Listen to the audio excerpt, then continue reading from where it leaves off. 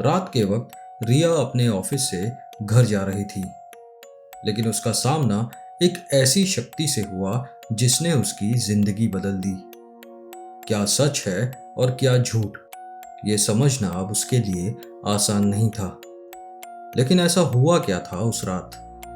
आइए सुनते हैं रिया की ये कहानी। ये बात आज से 6 साल पहले की है, जब मैं दिल्ली में रेंट पर रहती थी। मैं गुड़गांव में एक कंपनी में जॉब करती थी और मेरी शिफ्ट टाइमिंग की वजह से मुझे कभी कभी रात को लेट हो जाता था। लेकिन कोई डरने वाली बात नहीं थी, क्योंकि ऑफिस की कैब मुझे घर तक ड्रॉप करती थी। लेकिन उस रात कुछ अलग हुआ। मेरे कैब ड्राइवर का बेटा बहुत बीमार था, इसलिए उसने मुझे मेन रोड पर ही उतरने को कहा, क्योंकि वो घर जल्दी जाना चाहता था। मेन रोड से मेरा घर करीब 400 से 500 मीटर पड़ता था। एक दो गलियों से होकर मैं आराम से घर पहुंच सकती थी, इसलिए मैं भी मान गई और मेन रोड पर ही उतर गई। लेकिन शायद मैं भूल गई थी कि एक गली कब्रिस्तान के बराबर से निकलती थी। मैं कैब से उतरकर घर की तरफ चलने लगी। जैसे ही मैं कब्रिस्तान के पास पहुंची, मुझे कब्रिस्तान की दीवार पर एक आदमी दिखाई दिया। वो दीवार मुझसे थोड़ा दूर थी और अंधेरा भी काफी था। शायद रात के 12:30 बज रहे थे। वो गली भी अक्सर सुनसान रहती थी, तो मुझे भी थोड़ा अजीब लगा कि इस टाइम दीवार पर कौन है, और वो आदमी भी उस दीवार पर चल रहा था। लेकिन वो बहुत अजीब तरीके से चल रहा था, जैसे लंगड़ा रहा हो। मैं चलते चलते उसी की तरफ देख रही थी, और फिर वो आदमी पैर लटकाकर दीवार पर बैठ गया। उसका मुंह मेरी ही तरफ था और ऐसा लग रहा था जैसे वो मुझे घूर रहा हो। मैंने अपनी नजर नीचे की और तेज कदमों से चलना शुरू कर दिया। मुझे काफी डर लग रहा था कि कहीं वो कोई आवारा लफंगा ना हो। लेकिन तभी मुझे एहसास हुआ जैसे कोई मेरे जस्ट पीछे चल रहा हो। उसके पैरों की आवाज मेरे पास आती जा रही थी। मैं बहुत ज्यादा घबरा गई। वो पैरों की आवाज भी मेरे पास ही आती जा रही थी, और जैसे ही वो आवाज मेरे एकदम पीछे आई, तो मैंने डिसाइड किया कि मैं पीछे मुड़कर एक मुक्का मारकर भाग जाऊंगी। लेकिन जैसे ही मैंने मुड़कर देखा, मेरे रोंगटे खड़े हो गए। वहां पर कोई भी नहीं था। मुझे बहुत अच्छे से पता है कि मुझे पैरों की आवाज साफ साफ आ रही थी। मैं पलटी और तेज कदमों से आगे बढ़ने लगी। लेकिन तभी मुझे अपने सामने से कोई आदमी आता हुआ दिखाई दिया। उस आदमी को देखकर मेरी सांस में सांस आई। वो मेरे पड़ोस के अंकल थे। मैं उन्हें बहुत अच्छे से जानती थी। मैंने अंकल को आवाज लगाकर पूछा कि वो इस वक्त वहां क्या कर रहे हैं।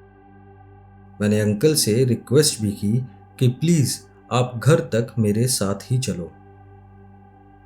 अंकल कुछ नहीं बोले और मेरे साथ चलने लगे। मैंने अंकल से फिर से पूछा कि वो इस टाइम यहाँ क्या कर रहे हैं, लेकिन उन्होंने कोई जवाब नहीं दिया। वो बस मेरे साथ चलते जा रहे थे। मैंने भी सोचा शायद वो परेशान होंगे। अब चलते चलते हम अपने घर के काफी करीब पहुंच गए थे। लेकिन तभी हमारी गली का एक कुत्ता हमारी तरफ ही भौंकते हुए आया। वो अंकल को देखकर बहुत जोर जोर से भौंक रहा था, और मुझे कुछ समझ नहीं आ रहा था, क्योंकि अंकल रोज गली के कुत्तों को खाना खिलाया करते थे और सभी कुत्ते उनसे बहुत प्यार करते थे। भौंकते भौंकते जैसे ही वो कुत्ता अंकल के एकदम सामने आया, उसने अचानक भौंकना बंद कर दिया और वो कूं कूं की आवाज निकालता हुआ वहां से दुम दबाकर भाग गया। जैसे उसने कोई भूत देख लिया हो। वो कुत्ता भागते हुए मेरी आंखों के आगे से ओझल हो गया था। मैंने बगल में देखकर अंकल से पूछना चाहा, लेकिन अंकल वहां थे ही नहीं। वो एक प्लॉट की तरफ जा रहे थे। वो प्लॉट कई महीनों से खाली पड़ा था और उसकी गली की तरफ जो दीवार थी वो बस 4 से 5 फीट की ही थी। मैंने देखा कि अंकल झट से उस दीवार पर चढ़ गए और दीवार पर चढ़कर वो लंगड़ाते हुए चलने लगे, एकदम उसी तरह जिस तरीके से पहले वाला आदमी चल रहा था। ये देखते ही मेरी सांस अटक गई।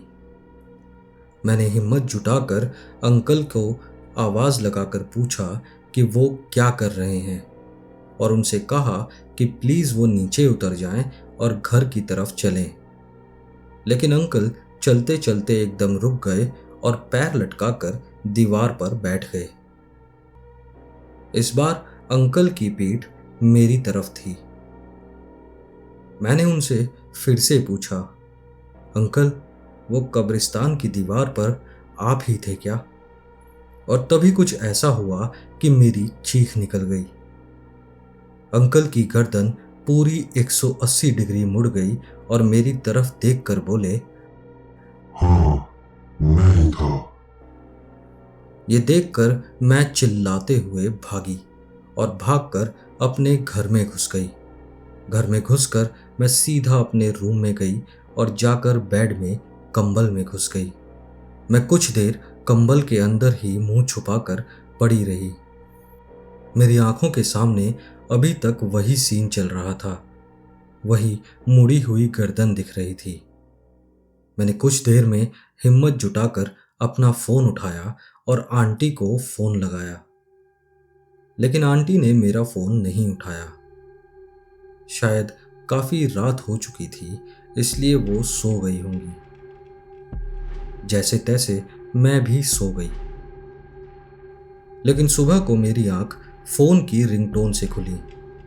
सुबह सुबह आंटी का कॉल मेरे पास आ रहा था।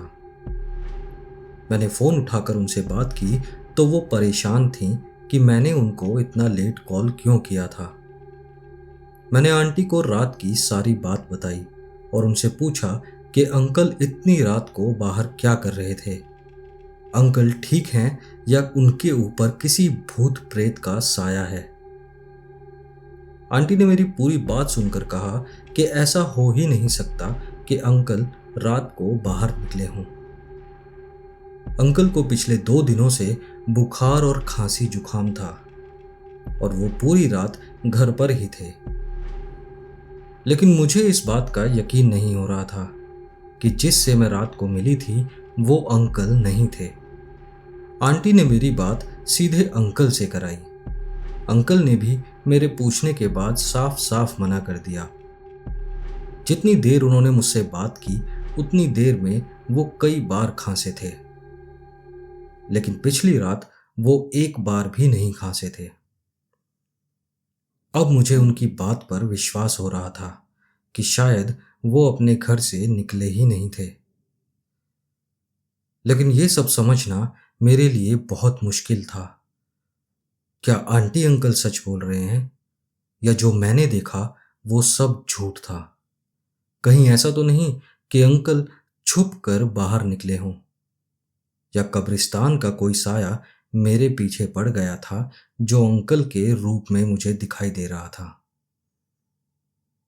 मैंने उस दिन कसम खा ली थी कि अब कभी भी उस रास्ते से रात में तो छोड़ो दिन में भी नहीं आऊंगी। लेकिन आज भी जब वो रात याद करती हूं तो मेरे रोंगटे खड़े हो जाते हैं।